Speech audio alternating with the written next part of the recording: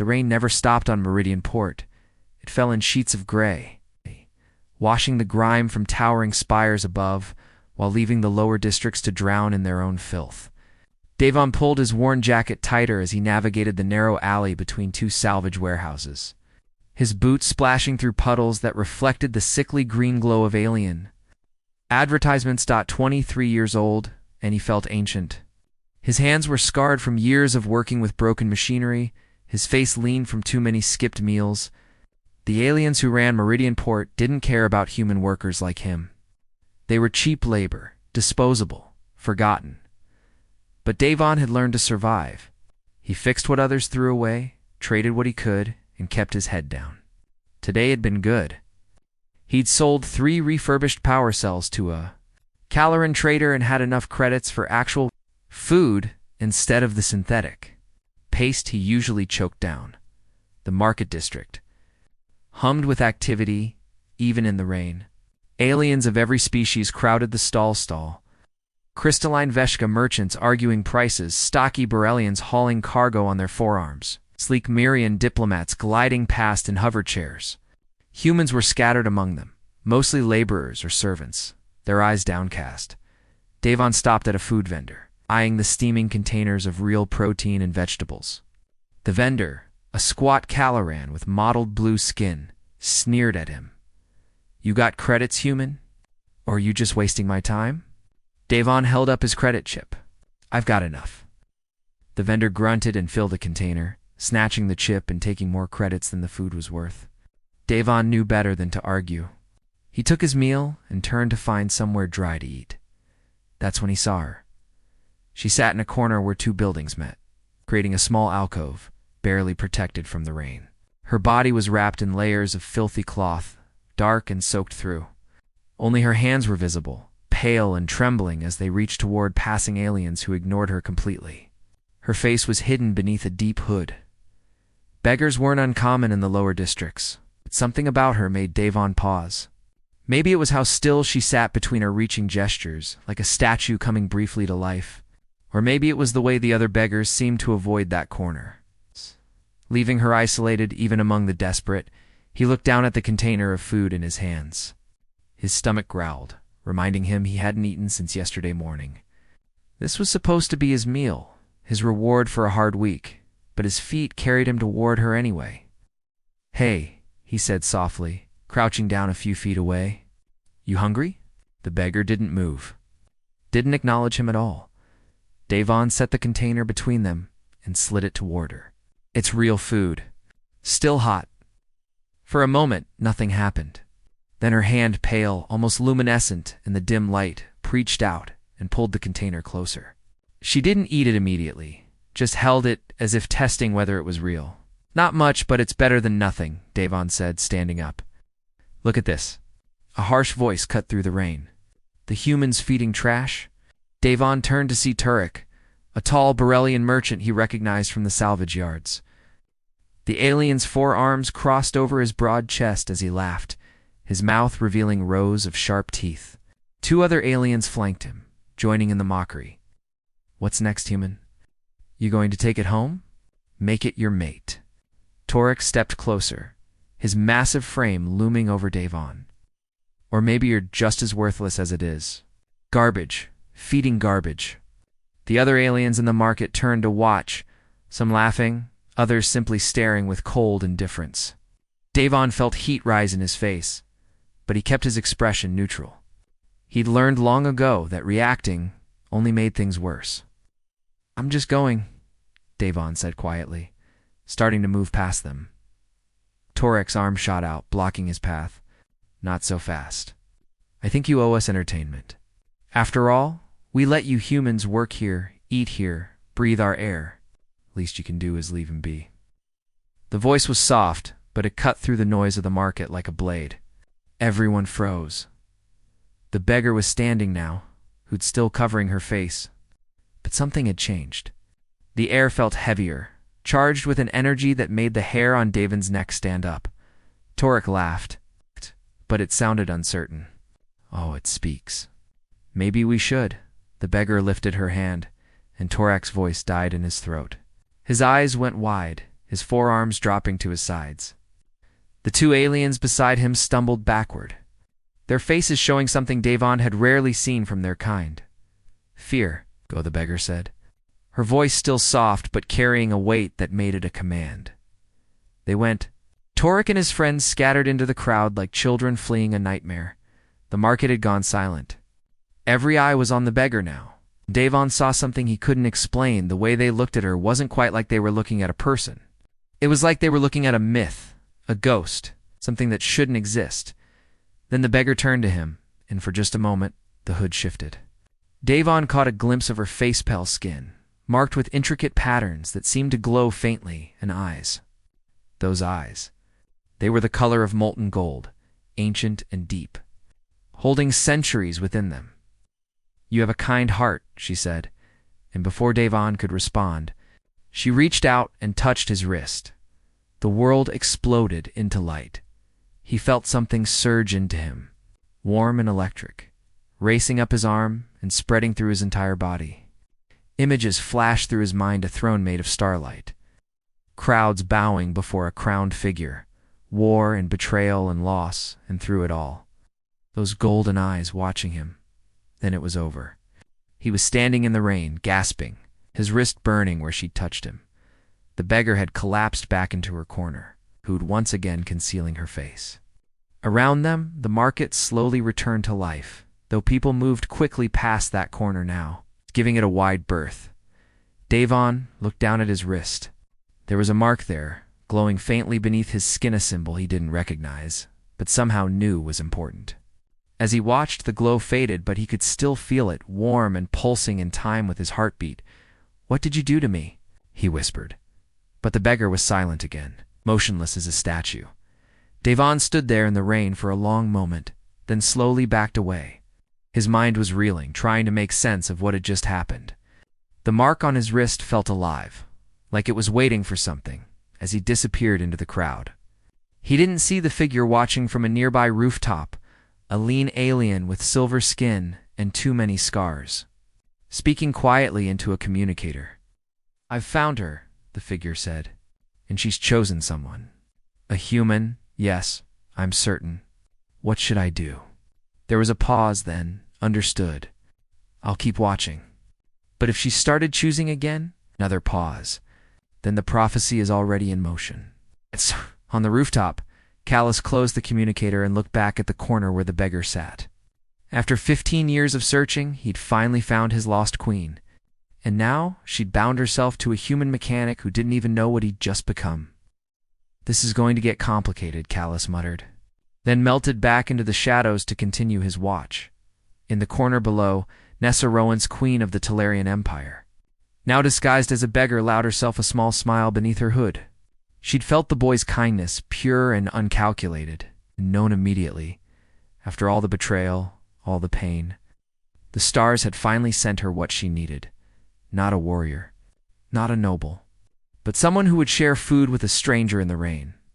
Someone who could help her take back what was stolen. Someone she might dare to love again. The mark was set. The bond was forming. And soon, very soon, the galaxy would remember what it meant to face a Tellarian queen with her chosen consort at her side. But first, she had to help him survive what was coming. Because the moment she'd marked him, she'd also painted a target on his back that every enemy she'd ever made would now see. Devon couldn't sleep. He lay on the thin mattress in his cramped quarters, a converted storage room above an abandoned repair shop, staring at the rusted ceiling panels while rain hammered against the single clouded window. His wrist burned. He'd unwrapped the cloth he'd hastily tied around it after leaving the market. The mark was still there, more visible now in the darkness. It glowed with a soft golden light, forming a pattern that looked like intertwined branches or perhaps flowing water. Beautiful and terrifying. Every time he closed his eyes, he saw flashes of things that couldn't be memories. Grand halls filled with beings in flowing robes. Starships the size of cities. A woman wearing a crown that seemed made of captured light, her golden eyes fierce and proud. And always, at the edge of these visions, The feeling that something immense and ancient was watching him, waiting. His fingers traced the mark, and warmth spread through him, making his breath catch. Whatever the beggar had done to him, it wasn't fading. It was growing stronger. A soft knock at his door made him jolt upright, heart racing. Nobody visited him.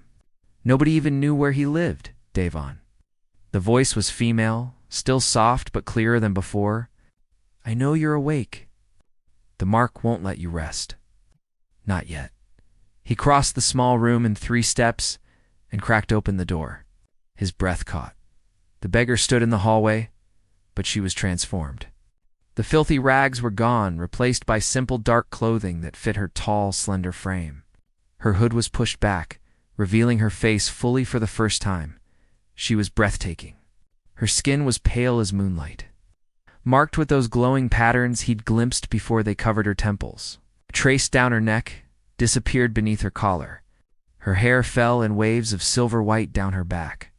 But it was her eyes that held him frozen, those impossible golden eyes that seemed to see through him, into him, reading every thought he'd ever had. She wasn't entirely humanoid. Her features were close enough to eyes, a nose, a mouth, but there was something ethereal about her proportions, something that marked her as other. Her ears tapered to subtle points. Her fingers were longer than they should be. When she tilted her head, watching him stare, he saw that her pupils weren't round, but slightly elongated. May I come in? She asked. We don't have much time, and you deserve answers. Devon stepped aside wordlessly. She entered, moving with a grace that made her seem to float across the floor. She looked around his sparse room, the mattress, the small table covered in tools and salvaged parts, the single shelf holding his few possessions without judgment. You live simply, she observed. I live cheap, Devon corrected, finding his voice. It's all I can afford. He closed the door and leaned against it. Who are you? What did you do to me? She turned to face him fully, and for the first time, he saw emotion flicker across her perfect features. Sadness, exhaustion, and something that might have been hope. My name is Nesra Veltheris. Was queen of the Talarian Empire. She gestured to the mark on his wrist. And I have bound you to me as my chosen consort. The words hung in the air like thunder. Devon laughed, a short, sharp sound. You're insane. The Talarian Empire fell apart years ago. Everyone knows that. Civil war, the royal family killed, scattered, something like that. Not killed, Nesra said quietly. Betrayed. By those I trusted most. She moved to his window, looking out at the rain-soaked city. They came for me in the night. My own council, my military leaders, even my betrothed. They wanted the throne, wanted to divide the empire among themselves like scavengers picking at a corpse. Devon felt his skepticism wavering. There was too much pain in her voice, too much weight. If you're really a queen, why were you begging in the streets? Because I've been hiding for 3 years? She touched the window glass, and her reflection stared back at her. Moving from world to world, disguising myself, staying alive. The mark you see on my skin, these aren't decorations. They're seal marks. I put them there myself, dampening my power, hiding my presence. That's why I looked diminished when you found me, your power. Nesra turned back to him, and her eyes flared brighter for just a moment. The air in the room grew heavy, charged. Tools on his table rattled. The single light bulb flickered. Then it stopped, and she looked away. Talarians are what your people might call psychic. We can manipulate energy, matter, even thoughts, if we're strong enough. The royal bloodline is strongest of all. But that power makes us visible to those who hunt us. So I've been keeping it locked away, starving myself of it, becoming a shadow. Devon rubbed his face, trying to process this. Okay, let's say I believe you. Why me? Why mark me? I'm nobody, just a human mechanic trying to survive. That's exactly why.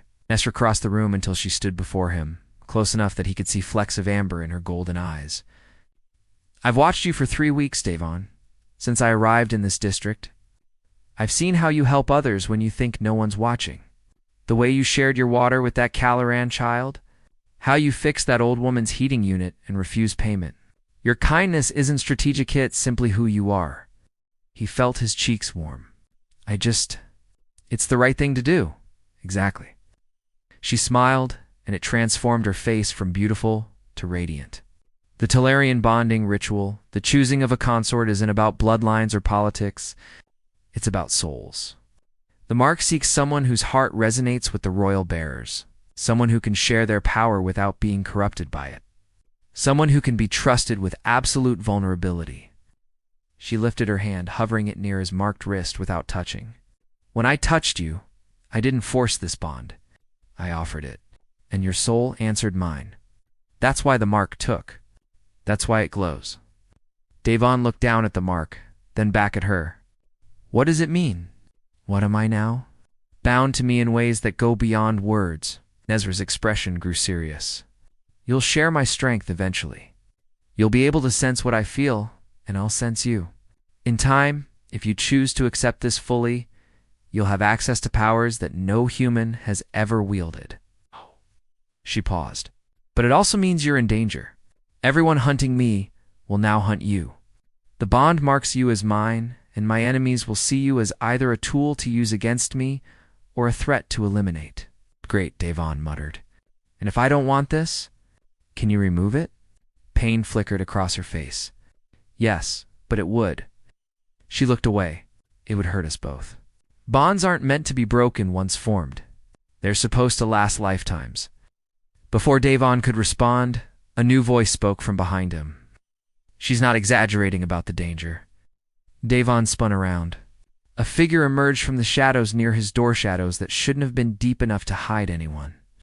The newcomer was tall and lean, covered in a dark cloak that seemed to absorb light. When he pushed back his hood, Devon saw silver skin marked with deep scars. Eyes that glowed with a faint blue light. Callous, Nezra breathed. And Devon heard both relief and wariness in her voice. My queen. Callous bowed. A formal gesture that looked natural on him. I've been searching for you for 3 years. When I felt the bond activate, I knew it was finally you. You've been watching us? Devon demanded. Someone had to. Callus's scarred face was difficult to read. The moment Nesra marked you in that market, 6 different factions became aware of her location. I've already dealt with 2 scout teams, but more will come. Dealt with? Devon asked. Callus's expression didn't change. They won't report back. Nesra moved to stand beside Devon, and he felt a strange flutter in his chest when she did. Callus was my personal guard before the betrayal. One of the few who tried to protect me that night.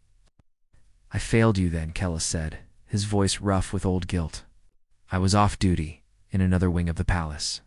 By the time I reached your chambers, you were gone. I found blood, signs of a fight, but no body. I hoped, prayed you'd escaped, barely.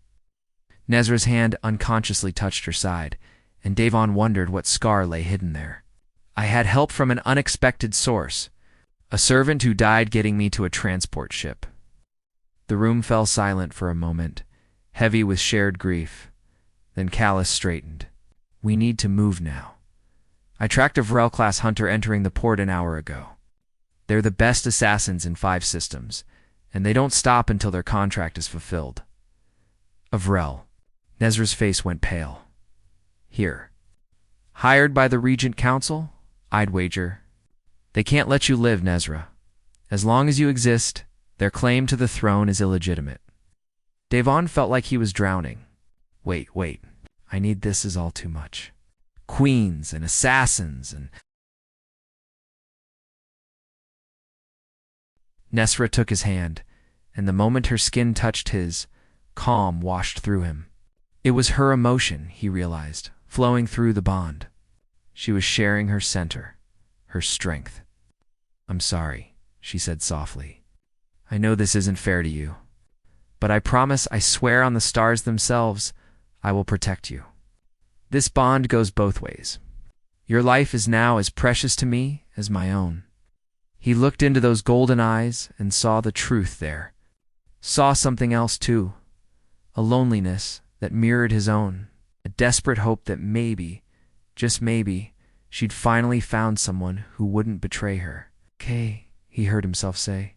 "What do we do?" Callus pulled out a small device. "I have a ship, hidden in the industrial sector. If we can reach it, I can get us off this world." "And go where?" Nesra asked. "To the sanctuary of Vel." Callus's scarred face showed something that might have been a smile. "Where the old ways are still remembered, where you can complete the bonding ritual properly and unlock both your powers. It's the only place safe enough." Ezra nodded slowly, then looked at Devon. "This is your last chance to refuse. Once we leave together, once you're seen with me, there's no going back to your old life. You'll be hunted, marked as a traitor to whatever government claims authority over humans in this sector." Devon thought about his life in Meridian Port. The endless work, the constant hunger, the casual cruelty from aliens who saw humans as little more than convenient labor. The cold nights and colder stares. The certainty that he'd die here, forgotten and alone. Then he looked at Nesra, this impossible queen who'd been living as a beggar, who'd chosen him out of countless thousands, whose hand in his felt like the first warm thing he'd touched in years. "My old life wasn't much worth keeping," he said. "Let's go." Her smile could have lit stars. "Then we move," Callus said, pulling his hood back up. "Stay close. Stay quiet. The Varel hunter will be scanning for Talarian energy signatures, so Nesra, keep your power dampened. Devon, if anything happens, he stays with me," Nesra said firmly. "The bond is new. Separating now could damage it permanently." Callus looked between them, then nodded. "As you command, my queen." They left Devon's room behind, descending into the warren of passages that connected Meridian Port's lower levels. The rain followed them, leaking through grates above, creating puddles that reflected distorted lights. Devon stayed close to Nesra, acutely aware of her presence beside him. The way the bond hummed between them like a living thing. Twice, Callus held up a hand, and they froze while he scouted ahead. The second time, he returned with blood on his blade. "Scouts," he said quietly. "Not Vrel, but in their employ. The hunter is close." They moved faster after that, practically running through the darkness. Devon's lungs burned, his legs ached, but Nesra's hand in his kept him moving. He could feel her determination through the bond, her fierce will to survive, and it fed his own strength. They burst out into the industrial sector, a vast space filled with dormant machinery and stacked cargo containers. Rain poured through holes in the distant ceiling, creating curtains of water that blurred the far walls. "The ship is ahead," Callus said, pointing to a cluster of containers. Hidden beneath a he never finished the sentence, something massive dropped from above, landing between them and their destination. Devon's heart stopped. The Vrel was enormous, easily 8 feet tall, with 4 arms and legs that bent backward like an insect's. Its body was covered in dark, chitinous armor that seemed to absorb light. But its face was almost humanoid, beautiful and terrible, with skin like polished obsidian and eyes that glowed red. "Queen Nesra Veltheris," it said, its voice surprisingly gentle, almost melodic. "The Regent Council sends their regards. They've waited so long to confirm your death." Nesra stepped forward, pulling Devon behind her. "Stand down, Vrel. You have no quarrel with these two. This is between me and my usurpers." The Vrel's head tilted. "Incorrect. The human bears your mark. He must die as well. Consorts cannot be left alive to seek vengeance. Then you'll have to go through me," Nesra said, and her voice carried power now, making the air vibrate. The seal marks on her skin began to glow. "Nesra, no," Callus shouted. "You're too weak, you'll burn yourself out?" But she was already moving, her hands weaving patterns in the air. Energy erupted from her palms, golden and fierce, slamming into the Vrel with enough force to shake the ground. The creature staggered but didn't fall. It laughed, a sound like breaking glass. "Is that all the Great Queen has left? How disappointing," it charged, moving with impossible speed. Callus intercepted, his blade flashing. But one of the Vrel's forearms caught him and hurled him into a cargo container with a sickening crunch. Nesra screamed and unleashed more power. But Devon could feel through the bond how much it cost her. She was burning through reserves she'd spent years carefully preserving. killing herself to protect him. The Vrel backhanded her, and she flew through the air, crashing hard. She tried to rise but collapsed, blood trickling from her mouth. No. Devon ran to her side, his marked wrist burning like fire. Nesra. She looked up at him, golden eyes dimming. Run, she whispered. Please. Run. The Vrel approached, taking its time now. How touching. The Queen has fallen in love with a human. The Regent Council will find that amusing. Something broke inside Devon, not from fear or despair, but from pure rage. This creature wanted to kill the first person in years who'd made him feel like he mattered. Wanted to end the woman who'd chosen him, trusted him, bound herself to him. The mark on his wrist exploded with light. Power surged through him, Nezra's power. Flowing through their bond, amplified by his emotion. He didn't know what he was doing, had no training, no understanding, but the bond guided him, showing him how to shape the energy, how to direct it. He thrust his hands forward, and golden light erupted from his palms. The blast hit the Vrel squarely in the chest, burning through its armor, lifting it off its feet, and slamming it into the far wall. The creature howled in pain and surprise. Devon stood, trembling, light still pouring from his hands. Stay away from her. The Vrel pulled itself from the crater it had made in the wall. Half its armor was melted, revealing the flesh beneath. It stared at Devon with something like respect. It's interesting, it said.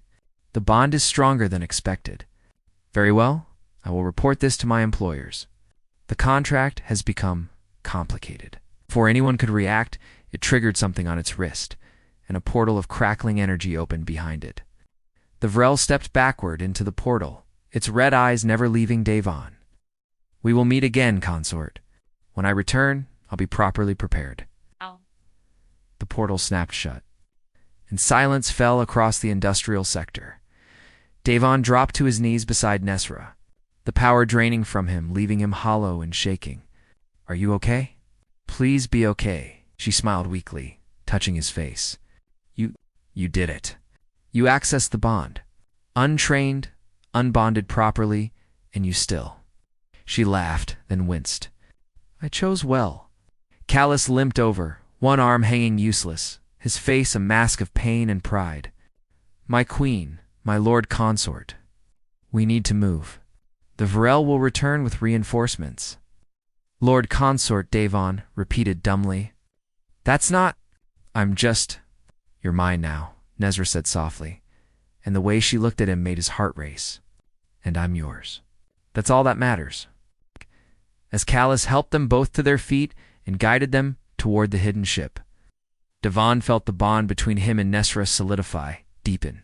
He could sense her gratitude, her relief, and beneath it all, the first stirrings of something warmer, something that terrified and thrilled him in equal measure. They'd survived the first hunt. But as they boarded the ship and felt it lift into the rain-soaked sky, Devon knew this was only the beginning. He'd helped a beggar in the rain, and now he was bound to a fallen queen, marked as her consort. Hunted by assassins and us, you are peers. His simple life was over, but as Nezra's hand found his in the darkness of the ship, their marks glowing in harmony, Devon realized he didn't want it back. This was terrifying. This was impossible. This was real. And for the first time in his life, he felt like he belonged somewhere.